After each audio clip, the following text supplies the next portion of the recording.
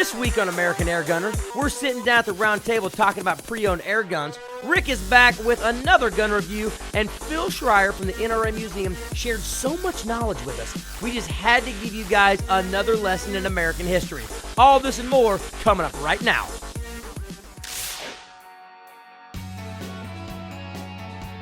I think one of the greatest stories we tell coming off the Lewis and Clark expedition, represented in these cases here, you begin to see revolvers, breech loaders. This is a significant change in the progress of mankind.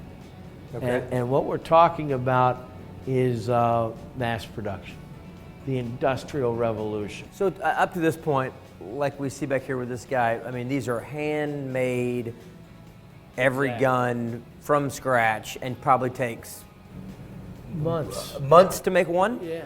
Pre-Civil War, we have exhibits on the War of 1812, the guys at the Alamo in 1836, our own war with Mexico in 1847. So war between the states and the South, or the Civil War if you're from up north.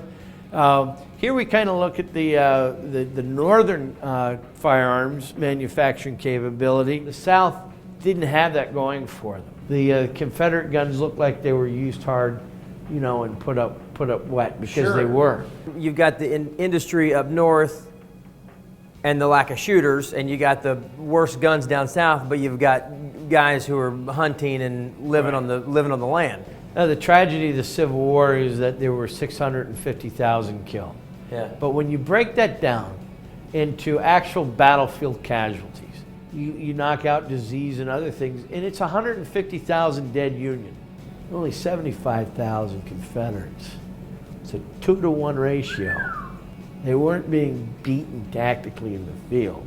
And it was overwhelming numbers and resources that ended that fight. 6 Union generals, they go, well, we dodged a bullet here.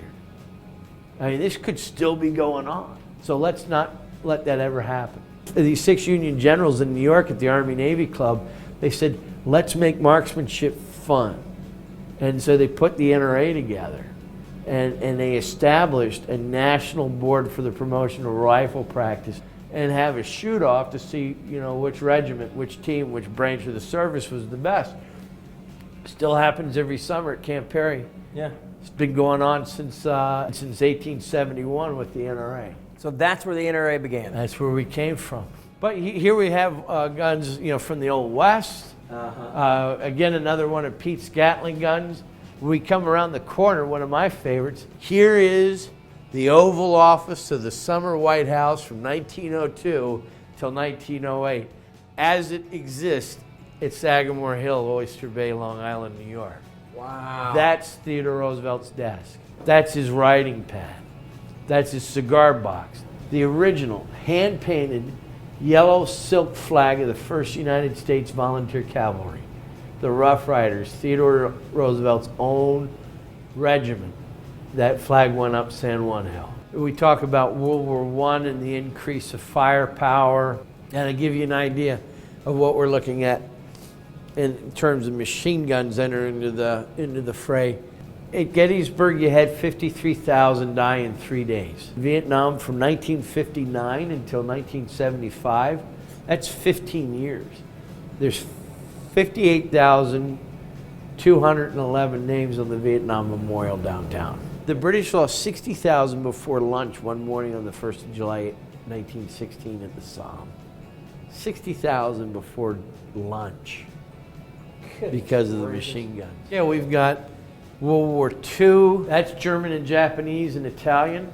And over here's American, English, Russian. Oh, because you can tell by the pistols. Yeah. Our conflicts in Korea, Vietnam, Asia, as well as Desert Storm, Operation Iraqi Freedom, and Operation Enduring Freedom.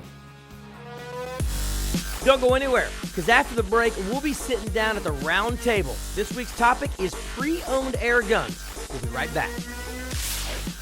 American Airgunner is sponsored by Umarex, Zeroed In. Pyramid Air, America's largest retailer of air guns. By Hotsign, serious, solid impact. And by the Boot Campaign, awareness, patriotism, assistance.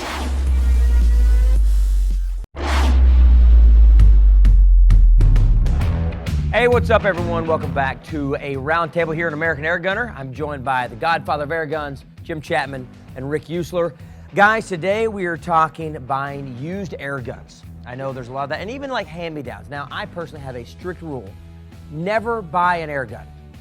You should just get them from the sponsors of your show. But if that doesn't work for everyone else, that's my rule. Steal them out of the car. Steal them from you guys.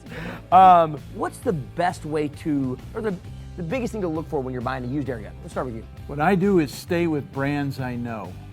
And you may think I know all about air guns, but I don't. There's a lot of brands out there I'm not familiar with, Rossi, and I just don't buy them used. If I'm allowed to shoot them, which is the best of all things, then I cock them, I shoot them, I listen to them, and I can get a pretty good idea of what's going on. And the last thing I do is I buy it right. So if the doggone thing needs to be completely rebuilt, at least I've got a good shell there, I can afford to rebuild it. If you buy a used air gun and you do want to get it worked on, what's the best place to get it worked on? Well, it depends on the gun, obviously, as always. Some manufacturers actually have service departments that you can send it back in and have it worked on. A lot of different garage businesses or small businesses that will take an air gun and tune it up. Usually if you buy a used gun, you may want to have it tuned anyway. The one thing I was going to say, Tom, is that it always helps to know who you're buying it from. Oh, yeah. So if the person has a good reputation, sort of like on eBay, they have the good reputation. Sure. There are people that have good reputations, and there are people that you want to avoid. Mm-hmm. And if you get on the forums and some of the people that are selling the guns, you can tell very quickly if they've not been terribly truthful in the past, and people will avoid them. Yeah, when I buy air guns, mostly the used guns I bought have been PCPs. And I'm usually buying them online. So I go to one of the forums you mentioned. One of the forums, the Yellow Forum, has a board of inquiry, for instance, where the seller, his track record is published. So if he sold 10 guns, you can look to see what the experience was. But if I'm at a gun show and I'm looking at guns, I spend a lot of time looking at just the general condition of the gun. It might not be correct, but I think if the outside looks bad, the inside probably doesn't look a lot better. And listen to the seller when you're at the gun show. If the guy says, this thing shoots real powerful, I cock it and shoot it all the time. Well, you got some pellets? Oh no, I don't have any pellets for it. He's been dry firing it. And they do that a lot. And that's not good for spring guns. Specific, let's talk springers. Because I know this where what are common things you would see in an old gun or a misused gun? One thing I really look for is see if the barrel's bent upwards. Well, I like the barrel bent upwards because these Magnum springers, they'll cock it and it'll slip out of their hand.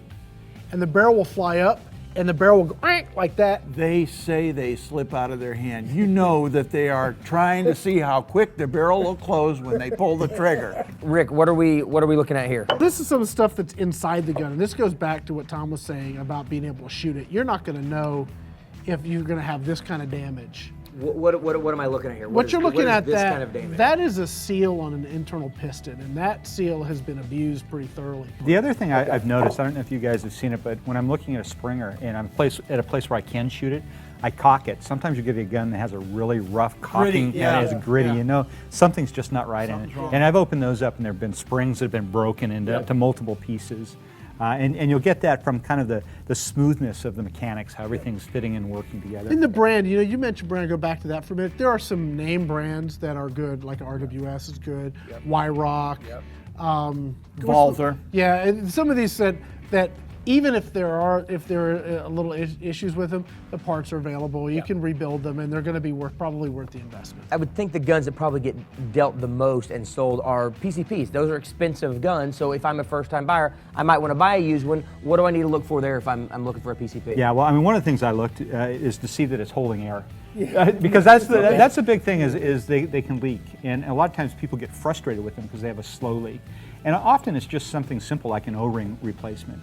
But I look, and if I'm looking at a gun in a gun show and it's empty, to me that sends up a warning sign right there, because they didn't empty it to come to the show. There should be some pressure. Right. So you want to make sure that it holds there, and then I do the same thing. I just look at the general condition. Should you ever buy a used gun if you can't shoot it? I do it when I'm buying online all the time, actually. Sure. Okay. Yeah, and again, that's why it's good to know the credibility of the person you're buying from. As long as we're talking about buying online, look for things like blurry pictures, dark pictures. and pictures of the gun way off in the distance. That's a guy who's trying to hide something. Okay. And it happens all the time. Look at you, you're so internet savvy. Then they say it happened in shipping. I don't know what happened. When I shipped the gun, it was perfect, and you get it, and it's bent into a pretzel. Yeah, and rusted. Last question, do you guys have a go-to place for used air guns? I like air gun shows, but I also shop Gun Broker, which is a gun retail auction site. Okay. Yeah. I use the Yellow Forum and their Board of Inquiry. It's one of the big American air gun forums. We've all been on there. People send you guns. I don't you're really not wasting time with used guns. What I like to do is actually help people sell their used guns. So I'm working on a way to do that. There you go. So Airgun Web.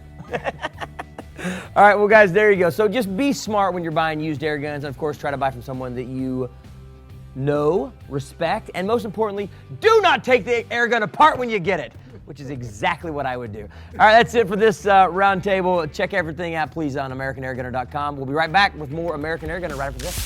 When we return, Rick User will be with us talking about the highly anticipated Umarex Fuel Air Rifle.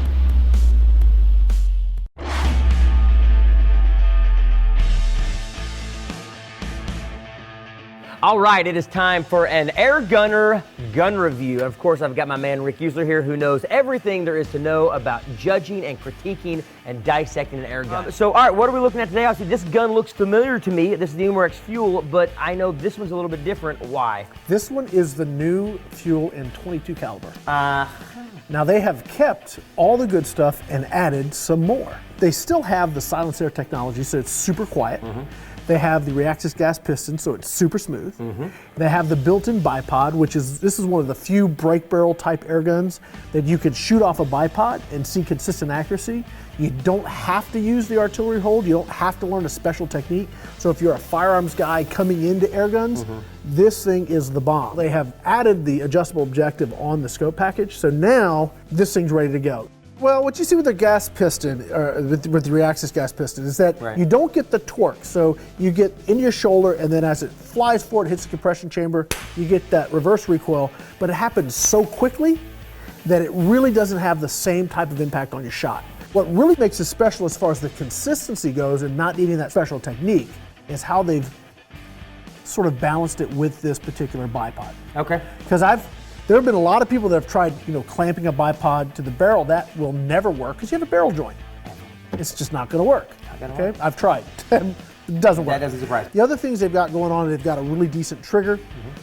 They've got the Picatinny rail here, so you're not going to have any scope shift, which is another issue with spring or gas ram guns, is you can get that scope shift, and it's hard for the scope to stay locked down. Well, all of those issues were really addressed in this package.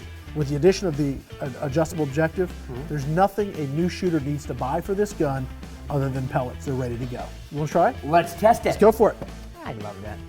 And now tell me this, the good news here, I'm assuming you don't have to use the bipod if you don't want to. You can also just hold it like a regular. Sure. You notice how easy that was to cock? Yeah, it really was actually. It's a very gentle cocking stroke. All right, here we go. Bang. Ooh, man, that thing has got some pop to it. When you talk about power, what's very cool about this gun, as I do all of my testing, I do all the chronograph testing, so I get it out of the box and it's shooting just under factory spec, which is pretty much to be expected. I get through the break-in period, it's shooting over manufacturer specification, shooting 801 feet per second with lead pellets.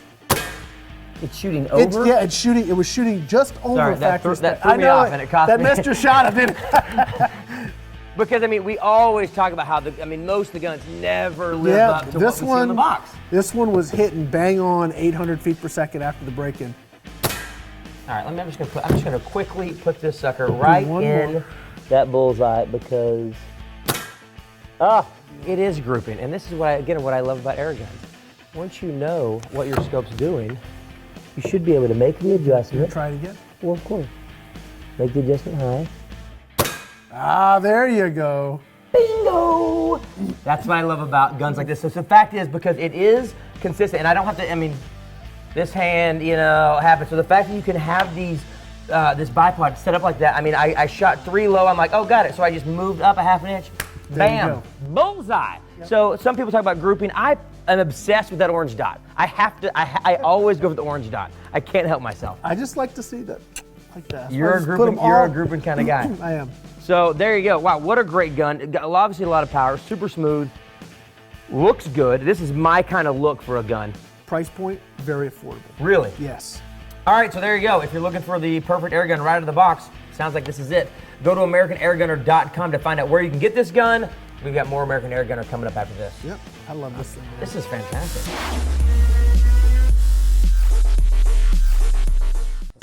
Next week on American Air Gunner, the crew is heading to Missouri to hang with none other than our very own Steve Kreiner.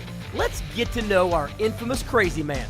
I'll be hanging out with the girls from one of our favorite charities, the Boot Campaign, and of course, we'll be back at the round table talking about air gun tips for all you youngsters out there. Thanks for watching. We'll see you next week. Back with more American Air Gunner right after this. Interesting. I would have thought for sure you guys would take them apart. No. I love to take things apart when I get them. I've taken a couple apart. You're the guy. Not something I pay $500 or $600 for. Right.